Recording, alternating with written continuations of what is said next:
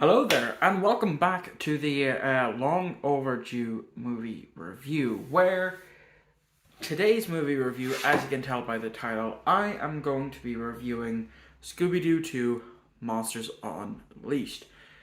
Now, I have not seen this movie in about I want to say 3 years now, and I remember as a kid absolutely loving this one, so is it as good as the original, or is it bad? We will find out in this review.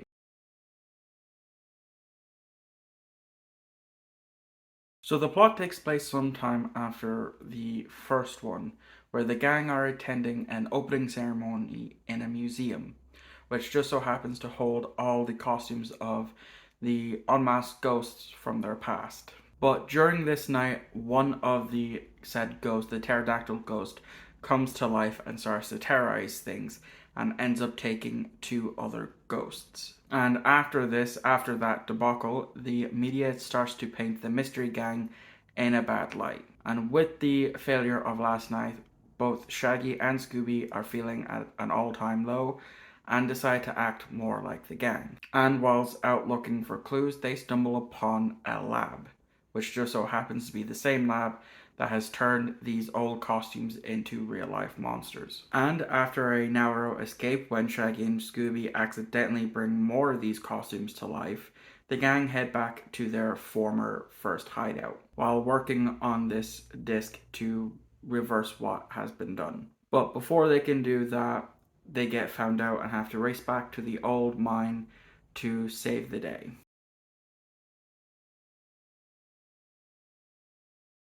Unlike with the first 2 years prior, Fred and Daphne have zero character development. Velma has some, and the main focus this time is on Shaggy and Scooby, so I'll touch on Velma first. In this movie, we get introduced to Velma's love interest for this movie, Patrick, played by Seth Green. Patrick is the owner of the museum, and in the beginning asks her on a date, to which she gets nervous and says no. As the movie goes on, Patrick starts to become a suspect in the case, which puts Velma down since she really likes Patrick. And it's not until she loses her glasses after escaping the skeleton men that he saves her life twice and proves that he isn't involved in it, and she decides to give him a fair chance of a real date as herself, not in that leather outfit, which I'm sure was a kink awakening for a lot of people. Now it's time to talk about the main two that get the most development, being Shaggy and Scooby. Right away in the beginning of the movie, after their screw up at the museum, they reflect on all the times things went bad for them, and they make up their minds to be more like the others. This happens when at Old Man Wickles, they spot a post-it note talking about a bar that all former unmasked villains hang out. So, to get more information, they go in disguise, and after talking to Old Man Wickles, they get found out. After they bring to life more monsters, they hit an all-time low. They then stay away from the group and talk about how they just, for once, want to be a hero. But it isn't until while trying to return the device that Velma lets them know that they are the heroes, and that she even wishes to be like them, which then gives the pair the confidence to keep going, and in the end, it's Scooby that saves the day.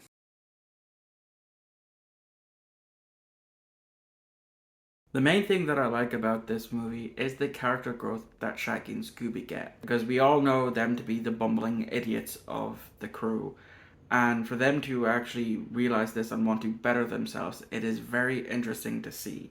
And it's actually Velma, another not so liked character, to give them that encouragement to then go on to save the day. I love the callbacks to all the old ghosts and costumes from the previous eras of the show, especially since this movie actually came out on the 35th anniversary of the Scooby-Doo series. And I also like how when the costume designers were making these actual live action costumes, that they made it so that people could actually get into them.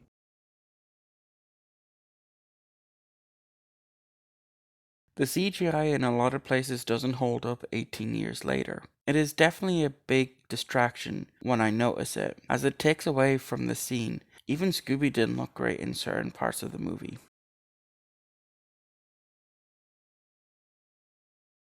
Scooby-Doo 2 Monsters Unleashed was released on the 26th of March 2004 in the US, and with a budget of 80 million estimated USD. and made back 181.2 million USD, with critics slamming this movie, but little kids, of course, enjoyed the movie. And due to this film not doing as well as Warner Brothers would have liked, they had planned for a third movie in the series to come out in 2006, but unfortunately that got cancelled.